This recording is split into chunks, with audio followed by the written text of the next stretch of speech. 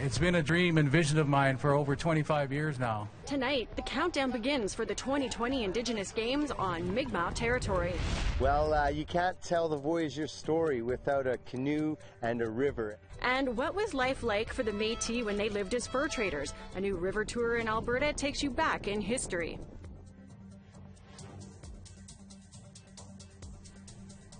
Good evening. Welcome to APTN National News. I'm Melissa Ridgen. The countdown is on for the North American Indigenous Games. In 2020, the Games will be in Halifax, a first for Mi'kmaq territory. Lee Wilson reports. This is the kickoff event for the 2020 North American Indigenous Games.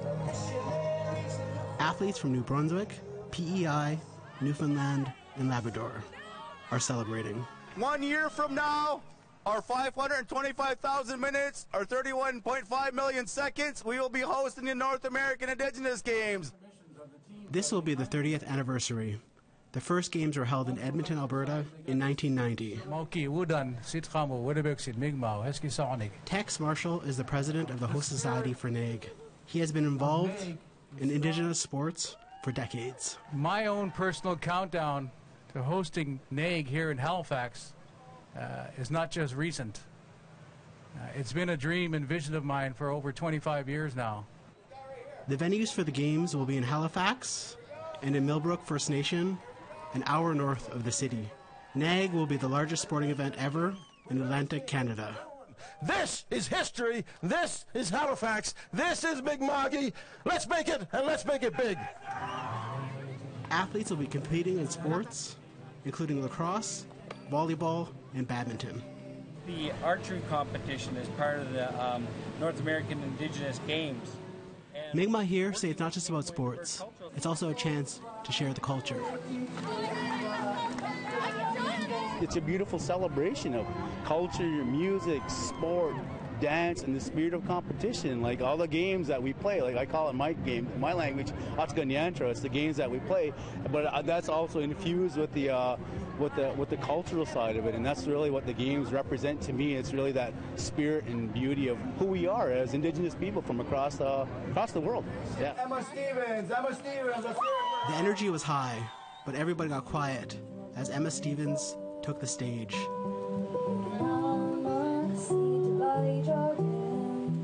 The young Mi'kmaq singer has made headlines with her rendition of the Beatles song Blackbird, sung in Mi'kmaq. Athletes are looking forward to the games and so much more. I find it's very interesting competing against just all Aboriginal people because you sort of feel like you're like together, like your family sort of, but not really. But there's so many different people from so many different communities and cultures. It's amazing. This time next year, thousands of people across Turtle Island will be here.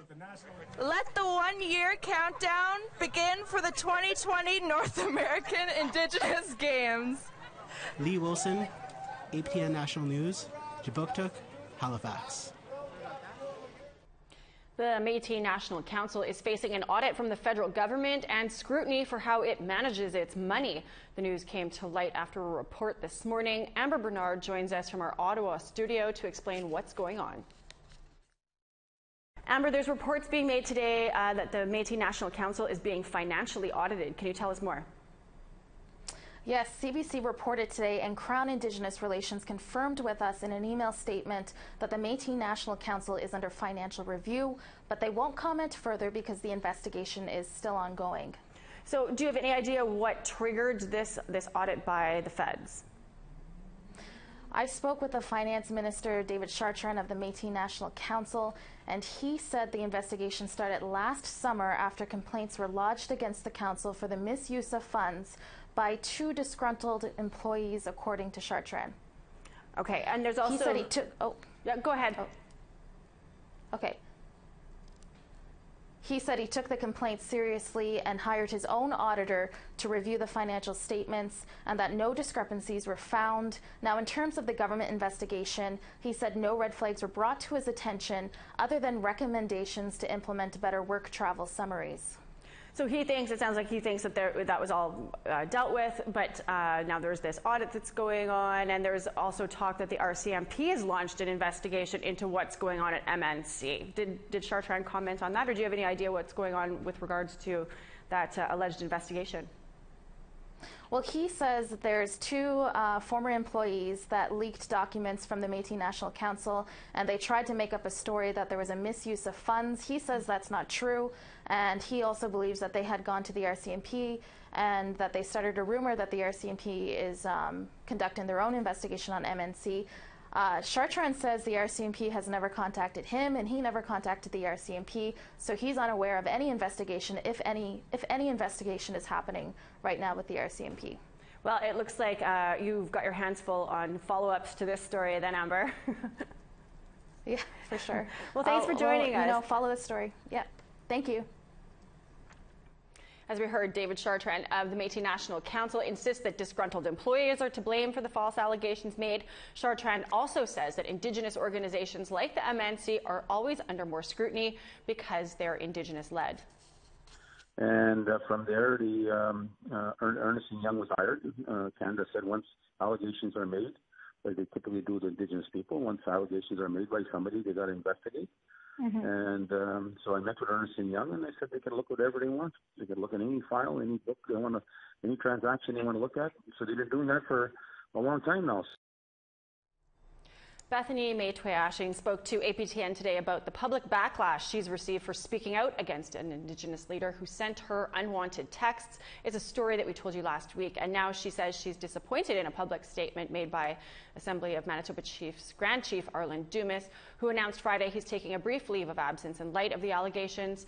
Here's what May-Twayashing had to say about the statement he made. You're apologizing to the media, but you're not apologizing to me. You don't see where this affected me in my life. Like, I'm getting slandered, there's victim blaming, and, you know, I'm tired of being slut-shamed. May-Twayashing's comments about slut-shaming refer to numerous social media posts berating her for making the texts a public issue. In a public statement issued Friday, Dumas had said, in part, quote, "The very clear upset expressed by this woman has caused me to reconsider my open and informal communication style." And he said, quote, "I apologize if this made her feel uncomfortable." APTN reported last week that May-Twayashing came forward claiming Dumas sent her unwanted messages after seeing him at a public event. In those statements, Dumas was referring to his communication style in general, but he denies sending the specific texts in question to May-Twayashing. Another update on that same story. What broke the story last week was Matthew Shorting posting on Facebook texts that he believes showed the Grand Chief had harassed his girlfriend. Shorting was fired Friday, July 12th, for making those posts, and allegedly was fired for that. Shorting was an employee at the Onashawewin Justice Circle, an organization who provides diversion services for the Manitoba Crown Attorney's Office. A text conversation between Shorting and his employer sent to APTN reads as follows. I do suggest that you take your postings down in regards to the Grand Chief. He replied, "Please explain to me, why are you supporting his exploitation of our young women? Is this coming from you or Cora?" The employer said, "Both. Don't forget she is our board chair, and I don't believe Facebook is the way to handle it. It doesn't mean I'm supporting anything." Then Shorting said he did not take the post down, and then on Friday, again by text, he said, "Hey, hello, I'm back. What's going to happen here?" And his employer replied, "You can pick up your paycheck and ROE on Wednesday afternoon." APTN reached out to his employer, the Onashawewin Justice Circle, for comment, but have not heard back on this issue by deadline today. We were told just before deadline, actually, that Julia Robson is on holidays. Shorting's girlfriend had received messages from someone through Facebook Messenger calling himself Charles Forbes, but who later identified himself as Dumas. She also received texts from Dumas's phone. Dumas has denied sending any of these texts and says that he was framed through a false account and that his phone was hacked. He has since taken a leave from his role as Grand Chief. We, of course, want to hear what you think on any matter. Here's how you continue the conversation. You can send your emails to news@aptn.ca. You can find us online at aptnnews.ca and on youtube.com/aptn news. You can also follow APTN News on Facebook, Twitter, and Instagram for more Indigenous news. We need to take a quick break, but when we come back, Indigenous basketball players unable to play because refs refused to call their game get an outpouring of support. That's after the break. But first, here's a look at tomorrow's weather.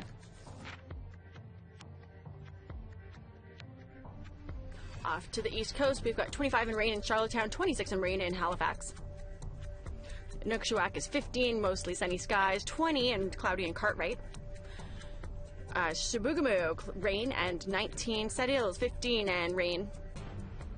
Lots of sun in southern Ontario, 26 in North Bay, 26 in Sault Ste. Marie. 27 in cloud in Sioux Lookout, 27 in sunshine in Thunder Bay. 22 and rain in Churchill, 26 and rain in the Paw. Lots of cloud in southern Manitoba, 25s for Barons River, Princess Harbour, Gimli. 30 and rain in Swift Current, Regina, cloudy and rain in 30 in Estevan. Sunshine, though, up in Uranium City and 23 degrees, 25 in Stony Rapids.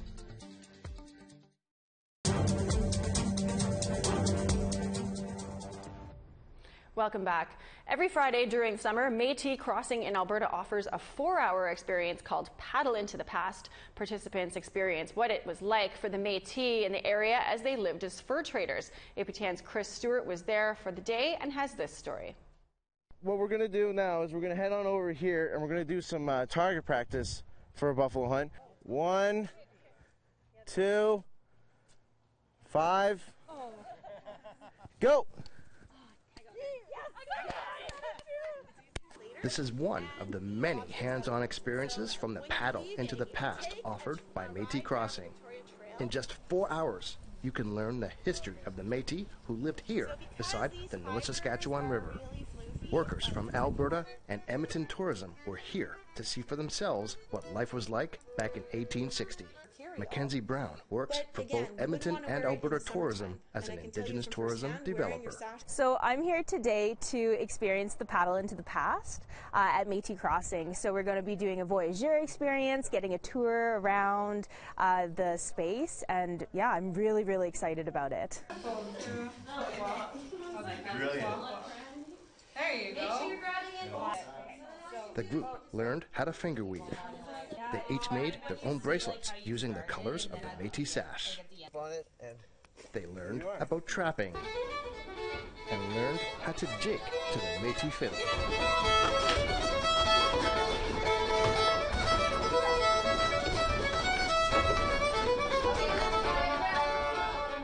Leon Hunter is the Metis Crossing site manager. He says that jigging is always a favorite with visitors. There's a certain uplifting spirit that happens when we're in the old Cromarty house and everybody does the Red River jig.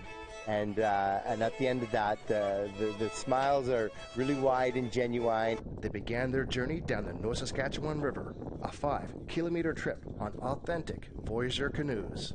After 45 minutes of paddling, the group arrived at Victoria Settlement, where there was once a trading post. The Metis families would have sailed on canoes with their furs to trade here. Well, you can't tell the voyageur story without a canoe and a river, and you know, Metis Crossing is situated on 5 river lots, and we thought what a better way to tie in the fur trading fort that's 5 kilometers down the river than with a voyageur canoe ride. We really saw that as a highlight of the tour. At the end of the day, the group unanimously called it a fantastic outing and said they will be recommending it. It felt really great. It was nice to learn some of the different techniques that they use, whether it's the rug making or keychain making, a lot of the jewelry making and the tools and the different turquoise and sea glass that they use to make those products. So it was really interesting to hear the stories on how they live. Paddle into the Past runs each Friday until August 16th. Chris Stewart, APTN National News, Metis Crossing, Alberta. They want us on the left side. Indigenous basketball players are set to benefit from an outpouring of support and donations after its teams were unable to compete in Calgary when refs refused to call their games. Jordan Canigan with CTV News tells us more. Kathleen Johnson isn't a basketball fan, but when she heard the Kainai Basketball Association story, she knew she had to support the team. I was really concerned about the kind of tone that was seen there, and whether or not the kids and the families who were coming to Calgary, if they'd be aware that That's not the typical attitude for Calgary. The KBA says its teams were kicked out of a Calgary tournament because the Refs Association refused to work their games. That after an unspecified dispute with a Kainai High School coach. The kids were eventually allowed to play after alternate officials were found. Johnson was there to cheer them on and bring them ice cream. Surprising me, they all came over one by one and thanked me. Every single one of them came and thanked me. And I got high fives, I got hugs. People from across Canada are now helping them out too. A GoFundMe has raised more than $7,000 to get the teams to Las Vegas. Thank you for supporting KBA. The story even catching the eye of Toronto Raptors TSN analyst Leo Routens. These kids don't come from a lot, and so any opportunity, we can come out and help. All the people across Twitter have been phenomenal, just to see their situation and give them some opportunities that can open their world up a little bit. The association still calls the ban unfair and plan to file a human rights complaint against the Calgary Basketball Officials Association.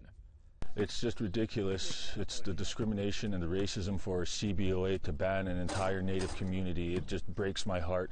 And not only that, I had to tell kids from ages 8 to 15 years old that they cannot play basketball in Calgary. For now, the group just wants to focus on the sport they love. Jordan Canigan, CTV News, Calgary. If you have waterfront property in the North Bay, Ontario area, you may be eligible for free shoreline plant and planting assistance. The local conservation authority, along with the help of the Nipissing First Nation Rangers, has started a Restore Your Shore program in an effort to support the ecosystem. CTV's Brittany Bordelon reports. This is the 5th year for the North Bay Mattawa Conservation Authority's Restore Your Shore program. The program provides free plants and planting for waterfront property landowners as a way to keep the waterways healthy. Putting in woody shrubs or trees, it allows them to extend their roots into the soil, which better stabilizes the soil. They also absorb excess water in runoff, and they filter out pollutants and excess nutrients such as phosphorus, which will often flow into waterways due to industrial or agricultural practices that are upstream. This is the first year the program is partnering with the Nipissing First Nation Rangers, an 8-week environmental management project for high school students. This program teaches them environmental stewardship and leadership skills within their community, so it enriches their learning, and we hope to inspire leaders of the environment for the future. Doing this job has really made me open my eyes and see the different things and how we can help and stuff. And with warning there's blue-green algae blooms in many surrounding lakes, the Conservation Authority is hopeful planting these shrubs will combat those toxins. They will prevent further erosion. They'll prevent a lot of runoff of nutrients into the water and Chippewa Creek drains into Lake Nipissing, so it'll hopefully help prevent that. For property owners looking to take part in the program, the Conservation Authority says it's now taking bookings for site assessments. Brittany Bordelon, CTV News, North Bay. Time for us to take another quick break, but when we come back, an Anishinaabe artist from Lac Seul in Ontario takes Montreal by storm. First, here's the rest of tomorrow's weather. To northern Alberta, we've got 24 in sunshine in Peace River and a mix of sun and cloud in Grand Prairie. 24 in rain in Red Deer, 32 and rain in Medicine Hat.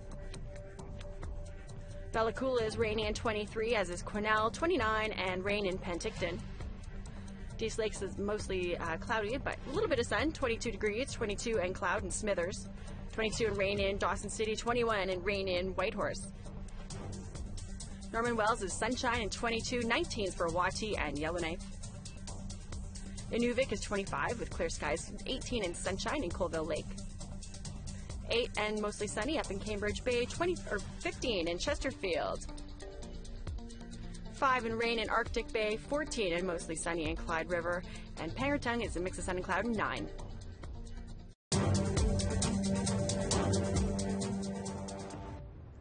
Welcome back.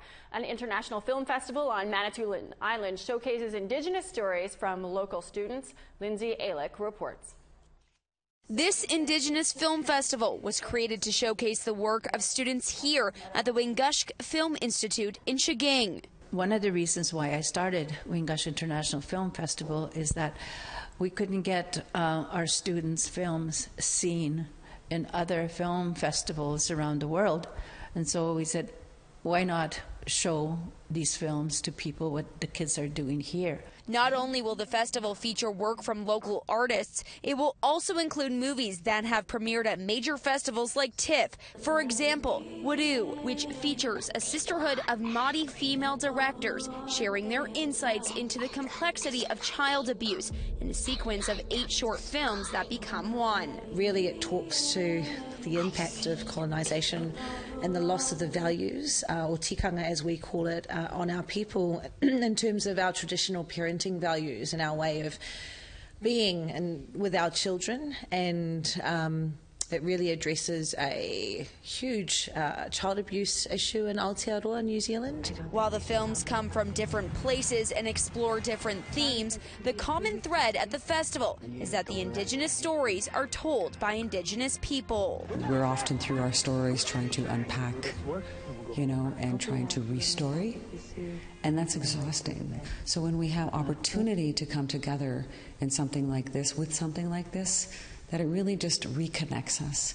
It reconnects us to spirit, it reconnects us to community, it reconnects us to each other. The award-winning artist Rebecca Belle presents her exhibition Facing the Monumental in Montreal. The Anishinaabe artist from Lac Seul in Northern Ontario was in Montreal to launch the exhibition. Sophie Claude Miller met with her at the Contemporary Arts Museum.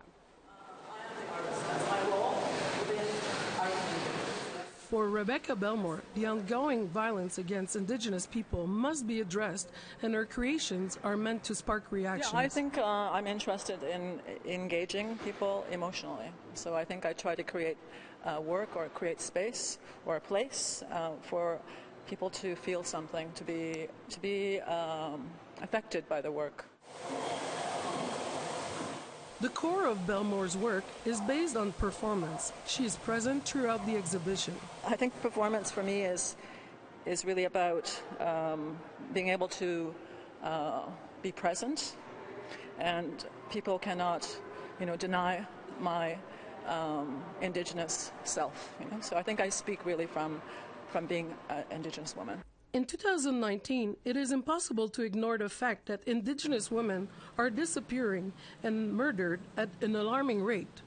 Belle was already concerned about it in 2014 and created, during a performance of 7 hours, a sculpture that represents with each nails an Indigenous woman who passed. As an Indigenous woman, of course, we have very, very difficult time still today, like being out in public or in going about our daily lives where people want to, do shit to us. The award-winning artist, who has been working for 32 years, had this advice for younger Indigenous artists. I think it's important as when you're young to go to exhibitions, to meet people, so that really you have to go out and seek people out. Otherwise, you can't stay in the basement. No one's going to come knocking on your door. Sophie Claude Miller, APTN National News, Montreal. That's your APTN National News for this fine Monday. Of course, you can catch up on anything that you've missed at our website, aptnnews.ca, and be sure to download the APTN News app on your phone to keep up on news as it unfolds. I'm Melissa Ridgen. Have a great night.